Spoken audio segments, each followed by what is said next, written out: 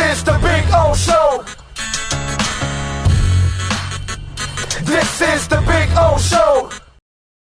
To rock and roll after a game. Like, let me ask you something, Alan. How in the hell do you even describe this game on paper? You try to come up with as many variations of the word ugly as you can. And that's a challenge for me as a professional writer, because there's only putrid, horrible, nauseating. Orlando. Orlando. I don't know. I've been called that many times, so I figure I'm like that adjective now. So yeah, I don't know. I guess. No, I didn't use that. Yeah, I haven't used that. You didn't use that one. Okay. Thank you for at least saving me from that one at least. But ugly. But hey, at 1-7, are the Dolphins really in a position where they're going to be like, no, thanks, that wasn't really a good performance? And it's like, it's almost, you leave this game and it's like, yeah, great, they finally ended the losing streak and all that, but are we really thinking that they beat any team other than Houston today?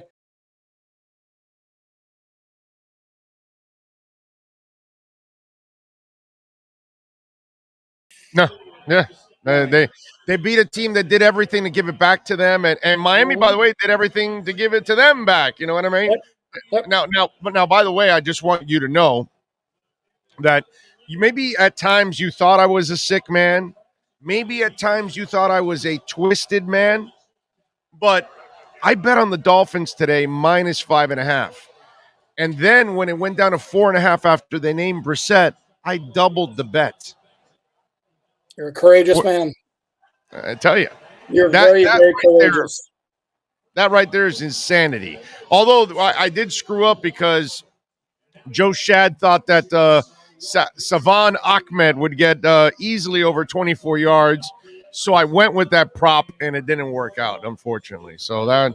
Yeah, I would never bet any prop that has to do with over and rushing yards for any Dolphin player. I mean, that's excuse me, that's a losing proposition right there. And I put that out on Twitter, and it's like, maybe at some point the Dolphins are going to figure out that they don't have the right running backs on the roster. And of course, everybody comes back to the offensive line, except that none of those running backs break tackles. And you saw that on the 3rd and 18 call. There was a 3rd and 18 where they throw a little 2-yard swing pass to Myles Gaskin, thinking he's going to get 10 yards by breaking a tackle or two. I'm sorry, that's just fantasy world right there. Some guy's trying to correct me. He says it's Ahmed, not Ahmed. I think it is Ahmed, isn't it? It's Jevon Ahmed. There you go. Aha. See? There you go, David. I'm wrong on everything else, but not on this. Ha. All right, anyway. Blind squirrel. Exactly. But at least the sun shined on this dog's ass right now. So I won, right? Not only that, I even bet on Brissett, so it shined on me twice today. There you go. Twice. Well, 3 times in the last 24 hours, because you got to admit, going to Metallica, Greta Van Fleet, and Cage the Elephant last night in Atlanta, and then doing this today. There you go. Come on, bro. Come on. But let's be honest. Let's be honest. Did you bet on Brissett or did you bet against Houston? Come on now. Well, no, but I did bet on Brissett. Still. But what I'm saying is you doubled down. You doubled down when Brissett was named the starter and the point spread went down. But you're not making that bet because you have confidence that Brissett's going to get it done. You have confidence that the Texans are going to screw up more than the Dolphins will. When you're right, you're right. Yeah. When you're right, you're right. And you're right. You're right. But you got to give me credit for at least. Of course, absolutely. Big props. So I got to at least get a little love for that. The whole Tua thing. Did you get any whiff of this? Because it didn't this completely threw us off. We knew he was kind of nicked up, but it kind of felt like he would play anyway. And I know that the coach said he's kind of close, but give us a little insight on what you may know about this. Well, a couple of things is, to me, when you have your quarterback who's limited every day in practice, that right there to me is a big red flag. Where I'm like thinking, okay. Then I looked yesterday. Monitored, social media and the Dolphins, my emails from them, waiting for them to promote Jake Dolegala from the practice squad just to serve as a body When that didn't happen, then I'm thinking, okay, good chance he plays. I didn't really envision a scenario where he can't start, but if something happens to Brissett, he can come in, even though now Flores is saying he could have played, but just couldn't make all the throws they needed him to. So, but even at that, you can make the argument that even if Tua is limited in what he can do, it's still better than having a practice squad guy who's never played a regular season snap in the NFL. So, big question now is what happens for Thursday night, because it is a quick turnaround. Flores was kind of non-committal after the game, which makes sense considering it came down to game time or game day for this particular game. So, and the practices they're going to have this week, chances are going to be walkthroughs. And so there's going to be an estimation. My guess is they're going to list him as limited both days. And on the final injury report, it's probably going to be listed as questionable, and we might not know until Thursday night whether he plays or not, or whether he starts. By the way, Brissett, I mean, are you baffled sometimes with some of the decisions that happen with this guy, considering that he's a veteran out there at times? It's just some of the crazy decisions. Yeah, he makes some poor decisions. He didn't seem to me to show a very good awareness on the sack where he fumbled. Seemed to me that it was kind of long in the pocket, and the guy got behind him. And again, not to pound on them, but not a good day again for the tackles. And then the decision to try to chuck it downfield to Waddle after he was flushed out of the pockets when it was a really long throw to make, that was kind of dubious. But he also made some nice throws. He had like a real nice zinger to Waddle, I remember, down the sideline to convert like a 3rd and 10 or something. I mean, he had some good throws. There's nothing. He put it right in the numbers, dude. Like right there. I know the throw you're talking about. Yeah, there's nothing exciting about him. I mean, he's got some good plays. He got some bad plays. I mean, it's the same. Mike Gesicki, I mean, you drafted Hunter Long. He can't find the field. I don't even know if he knows where the stadium is at right now at this point. And it's not like tight end number 3 and 4 are so electrifying that you can't. So what's going on with Hunter Long that he can't even see the field, dude? He can't. The guy's nowhere to be found. What's the deal with Hunter Long? That's a great question. And to me, all along from the time they drafted him, my thought was like, why? Because you had, not only did you have your top 3 tight ends from last year back with Gesicki, Smythe, and Adam Shaheen, to whom you gave a contract extension in the middle of last year. So you obviously like him. But then they signed Cethan Carter to a 3-year contract as a UFA this offseason. So to me, it reeked at the time of the pick as looking ahead, because Smythe and Gesicki are both pending UFAs. I'm of the belief, and this is just me spitballing, that maybe they're not crazy about the fact that Gesicki is not much of a blocker, and that maybe they'd be comfortable with moving along and moving on without him past the season. To me, that's crazy considering he's such a weapon and he's developed so nicely as a receiver. But I can't fathom why they're not in for, as far as to why he's not playing right now. We're not privy to seeing what's going on in practice beyond stretching and individual drills. So maybe the kid is just like looking like a very raw rookie in practice where there's no trust level there. But if once it reaches a point where the Dolphins are mathematically out of the playoffs or close to mathematically out of the playoffs, if you don't play the kid, to me, it's almost coaching criminal negligence and not to have him on the field. No, I'm with you there. And for anybody that thinks that you need to move on from Gesicki, my brother, the last time I saw a player that can make those kind of catches in this uniform, his name is Oronde Gadsden. Okay? That's the last time I saw a Miami Dolphin player that can make those kinds of catches. And this is an athletic Oronde Gadsden that we're talking about now. Now, Oronde was athletic in his own way because up in the air, he had great body control and those kind of things. We kind of don't say as athletic because he couldn't run a lot. But up in the air, he was incredibly athletic, actually, if you give him the due that he deserves.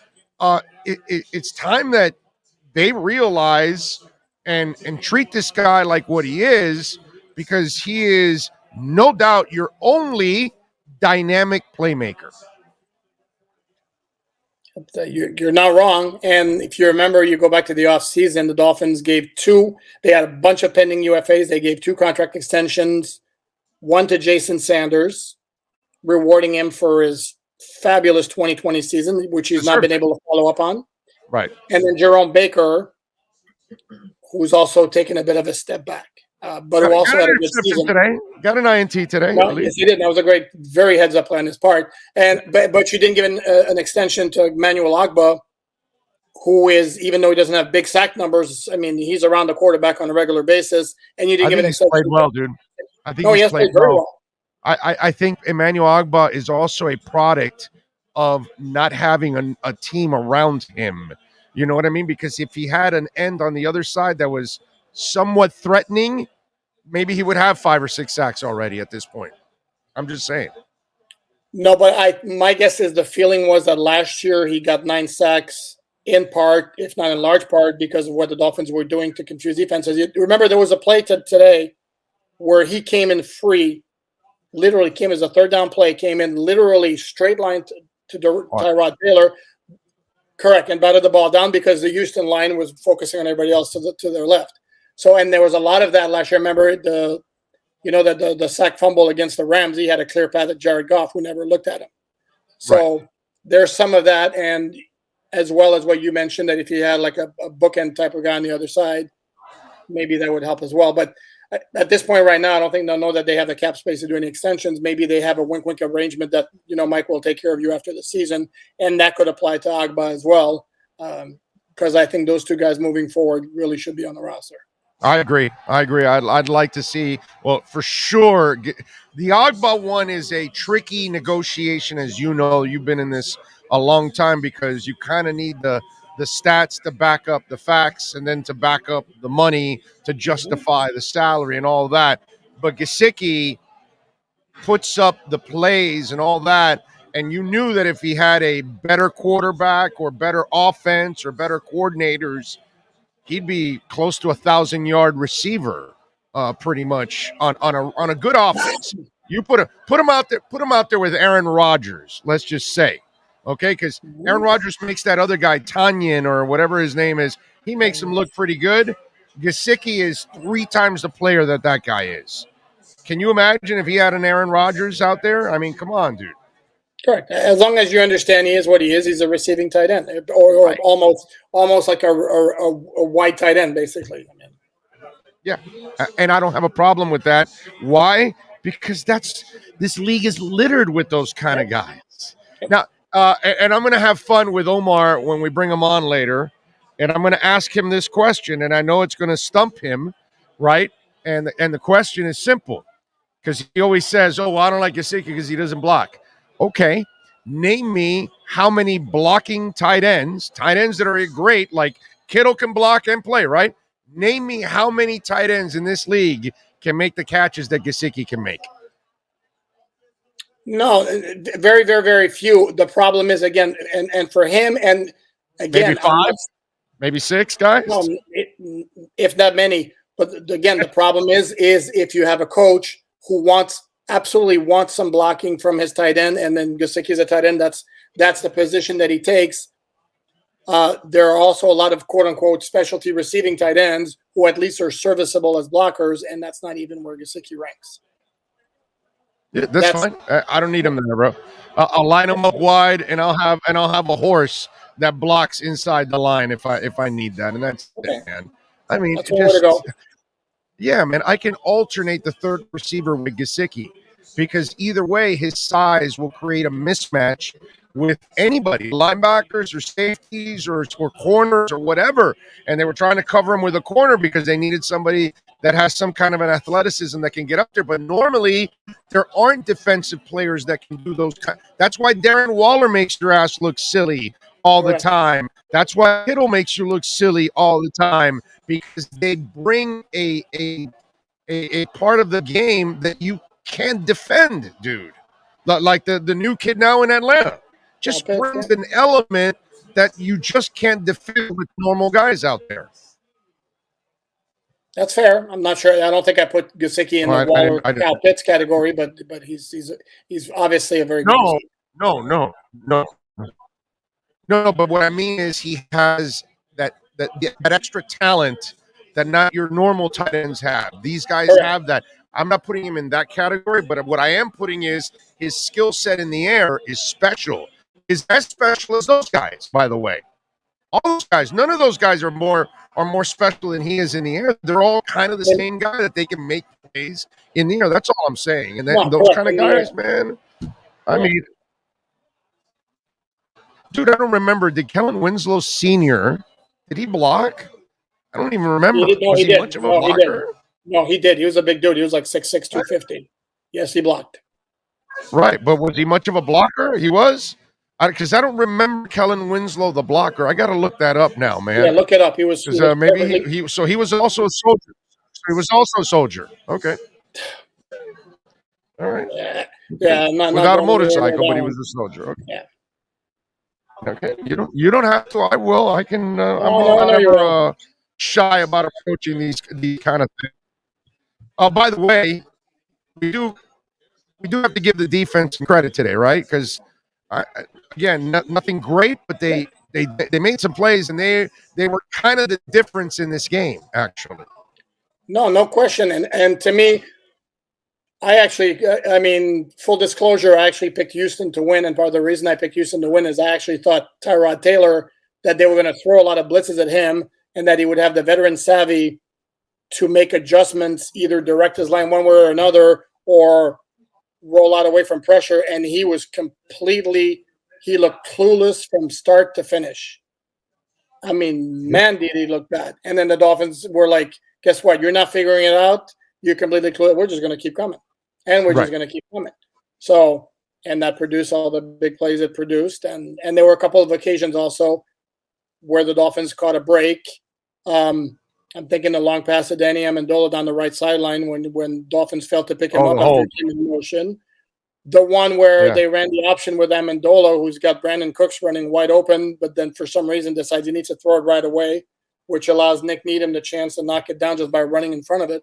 So they caught a couple of breaks but those were the results of Houston just being so insanely bad. My Lord, are they bad? Yes, but no, the defense absolutely won this game for the Dolphins, no question. Was this Jevon Holland's best game so far as a Miami Dolphin? Well, I don't know. If you include the fumble on the punt return, that he's going to lose some points there. But as far as on defense, yeah.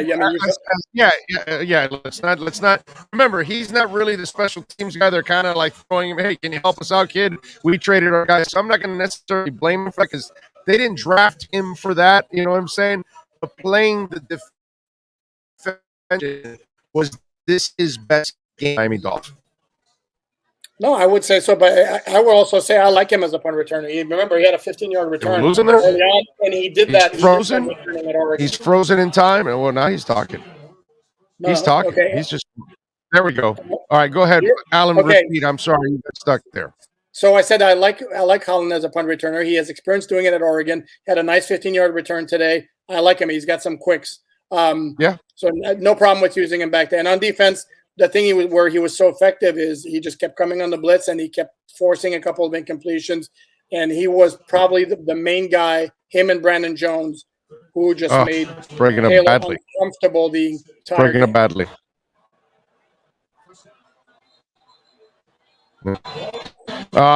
You kind of broke up there down the stretch, my brother. I think the signal got a little fuzzy there. We're gonna end it here because unfortunately I missed out on your last comment. It's kind of freezing. I appreciate you, my man. Make sure you follow him on Sports Illustrated there. Bookmark it, Dolphin fans. Trust me, you'll have all his articles there. It's a great way to follow. And follow him on Twitter, Poupart NFL. Alan, thank you, my brother. Much love. You got it. Talk to you Wednesday or whenever we speak this week.